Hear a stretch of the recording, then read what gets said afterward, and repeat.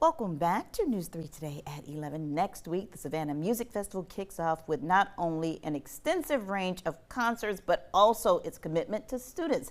Dr. Sanisha Sirik is the organization's executive director. He joins us now with more. Thank you so much for being here today, and congratulations on your newly appointed position, because you have not been in this spot for a year yet. Yes. June of last year you were appointed. Exactly, and thank you for having me. It's such a pleasure to be here, and really excited for the festival that's coming up. And yes, it's been like 9 months now.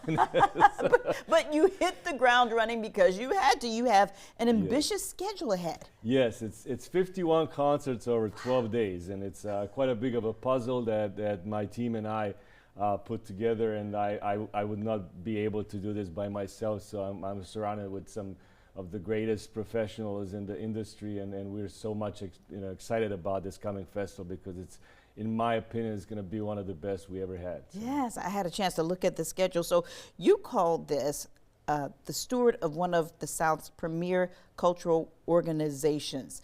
Let's talk about how important this event is in our community, and has been for the past, what, 37 years now? Yes, this is 37th season, and as I've been saying in the past few months, it's a very bold statement, but it's 100% true. We are the largest and the most diverse musical festival in the state of Georgia, and it's very important for our community to have to experience this type of world-class musicianship, and of course one of the biggest stars in the 4 genres that we cover every year, which is classical music, global roots, American roots, and jazz. Yeah. So all this is definitely an effort to bring the world to Savannah, and I think every year we're just trying to top ourselves, and bringing better and better acts every year.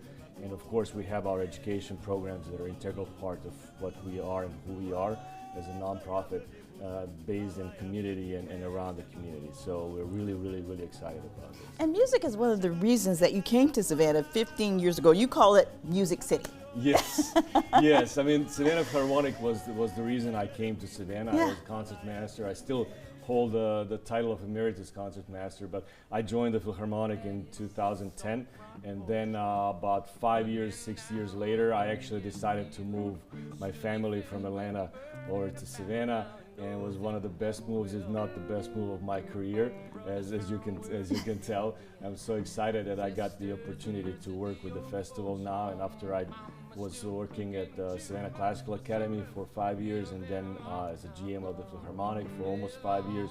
Now I'm starting my tenure with the festival. So hope. You actually do all the things, because you are also an internationally recognized violinist. Yes, I've been trying to stay as active as possible, and I'm really thankful and grateful for the opportunity to continue my career performing. It is kind of slowing down a little bit because festival is taking a lot of my time, and I'm still playing around Savannah. I do have dear friends like Cathedral and St. John the Episcopal Church, and a few other churches that I have my dear friends as music directors, and they kind of bring me in for their special projects. I still perform with the Philharmonic on occasion, and really enjoying more of my local career now blossoming than going around and playing and traveling.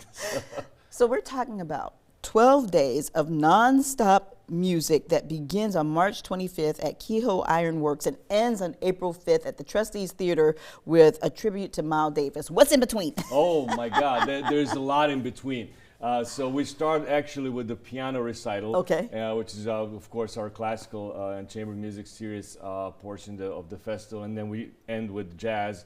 And there's no better way than to celebrate the centennial of Miles Davis.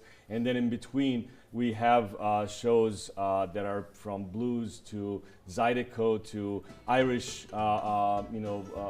bands and everything in between. We have some global artists coming to us to our global roots genre. So I mean, I'm sure that everyone will find something in our programming to visit and to make sure they get their tickets, because we are definitely selling tickets through the festival, yes, not just in the beginning, But I know that so many people, once they experience the performance and they come to us, they want to find out more, and they kind of find a way to get a ticket for next concert and next concert. So I'm really, really, really excited about this festival this year. Now we have about 30 seconds left, but I can't Yep. let you leave this interview without talking about the free music education program that you have for students in our area. Yes, I'll do it in 20 seconds. Okay. We have K-2 program that we collaborate with the district. It's our Musical Explorers program.